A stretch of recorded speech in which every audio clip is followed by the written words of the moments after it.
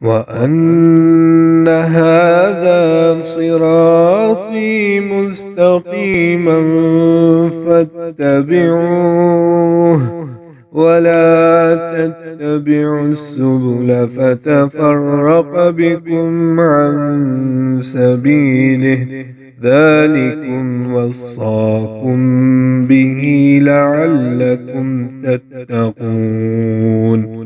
أعوذ بالله من الشيطان الرجيم. بسم الله الرحمن الرحيم. وعلیکم السلام ورحمۃ اللہ وبرکاتہ۔ بچوں کو مسجد سے نکالنا جائز نہیں ہے۔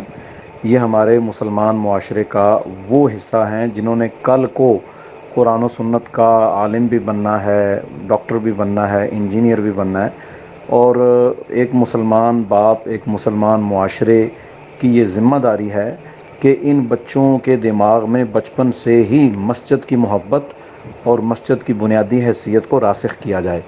صحابہ کرام رضوان اللہ علیہم اجمعین کا یہی وتیرہ ہوتا تھا کہ وہ بچپن سے ہی اپنے بچوں کو عقیدہ، اسلام، قرآن، اللہ کے نبی صلی اللہ علیہ وسلم کی سیرت باقاعدہ سکھاتے بھی تھے اور اس کے اوپر محنت بھی کرتے تھے۔ پھر وہی لوگ ہیں جن میں ایسے ایسے لوگ پیدا ہوئے، محدثین پیدا ہوئے، بڑے بڑے کمانڈر پیدا ہوئے۔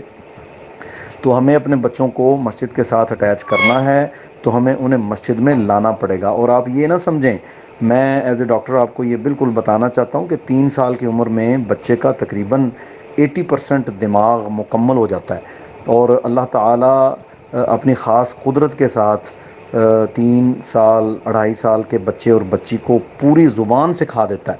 چائنیز ہے تو وہ چائنیز بولے گا، انگلش ہے تو انگلش بولے گا، اردو پنجابی ہے تو اپنی زبان بولے گا۔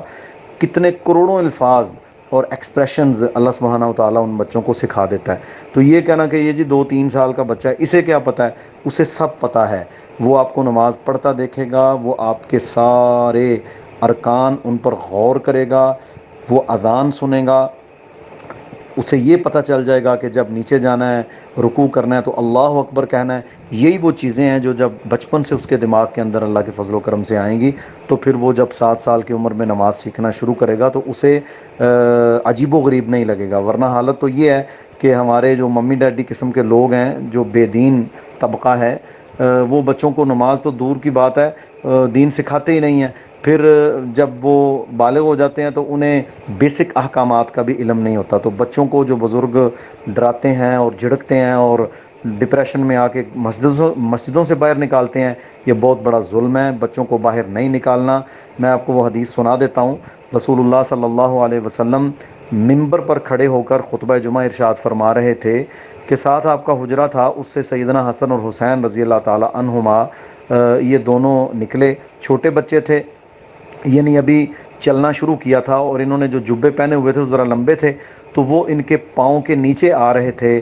کبھی وہ ایک طرف گر پڑتے، کبھی دوسرے گر پڑتے۔ تو آپ صلی اللہ علیہ وسلم نے، صحابی بیان کرتے ہیں کہ منبر سے نیچے اتر کر اپنے دونوں نواسوں کو اپنے دونوں بازوؤں میں اٹھایا، یعنی جمعہ کا خطبہ وہاں منقطع کیا، نیچے آ کر انہیں اٹھایا اور اپنے ساتھ لا کر منبر پر بٹھا لیا اور پھر خطبہ شروع کر دیا۔ آپ دیکھیں یہ کتنی بڑی دلیل ہے ہمارے لیے کہ پوری بھری مسجد کے سامنے امام الانبیاء صلی اللہ علیہ وسلم نے بچوں کو جھڑکا نہیں ہے، یہ نہیں کہا انہیں گھر چھوڑ کے آؤ، کسی کی ذمہ داری نہیں لگائی، بلکہ انہیں محبت کے ساتھ اٹھا کر اپنے ساتھ بٹھا لیا۔ یہ بھی سنت ہے۔ ہمارے ہاں جناب لوگ بچوں کو بھگاتے ہیں، یہ بہت بڑی زیادتی کی بات ہے۔ یہ بچے انشاءاللہ مسجد میں آئیں گے تو آپ کو انشاءاللہ جب یہ بڑے ہوں گے نا تو اس کا احساس ہوگا کہ میں نے کتنی نیکی کا کام کیا کہ میں اپنے بچے کو انگلی پکڑ کے ساتھ لے کے آیا ہوں، اور آج وہ دین، اسلام، قرآن، اذان، نماز سے محبت کرتا ہے۔